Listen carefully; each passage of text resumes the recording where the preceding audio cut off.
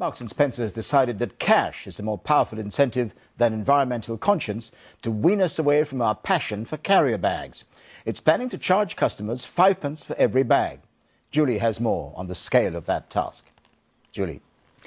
Each year here in Britain, every one of us is handed 216 plastic bags. That's 13 billion every year. Typically, they're used for just 20 minutes and then simply thrown away. But they can take up to 1,000 years to decompose. So most of them, 98%, end up in places like this, landfill sites. But there are still more than 200 million littering our countryside. Of this storm have been felt right across the country, and from space you can see exactly why, as Julie explains. Well, we've been warned for days about the worst storm of the winter. So how was Britain affected? Well, these satellite images from the Met Office show the path of the storm as it swept in from the Atlantic. It made landfall in West Wales and Cornwall overnight and moved across central England, leaving a trail of damage in its wake.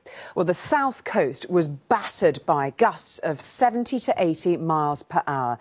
The highest recorded gust of wind was measured at 96 miles per hour, and that was at the Needles on the Isle of Wight. Well, inevitably, transport has felt the brunt of the wild weather. 200 flights were cancelled at airports in the southeast. Takeoffs and landings were pretty hairy at times. And it's not over yet. The Environment Agency has issued 41 flood warnings across the country. Now, it's most concerned about flooding here. That's along the Bristol Channel, the Severn Estuary and along the Somerset coastline. Early estimates put the damage at hundreds of millions of pounds. Mark. Fierce fighting in Basra has left at least 30 dead and many more injured as the Iraqi army launched a ferocious attack against the city's militia. This is the first major test of the army, trained, of course, by British troops since control of Basra was handed over last year. And it could have dramatic implications for British forces. Well, around 5 a.m. local time, Iraqi soldiers began the operation they've dubbed Charge of the Nights, moving into a neighbourhood stronghold of the Mahdi army militia, Al-Tamir. Now, almost immediately, militia fighters went on the attack with mortars and machine gun fire.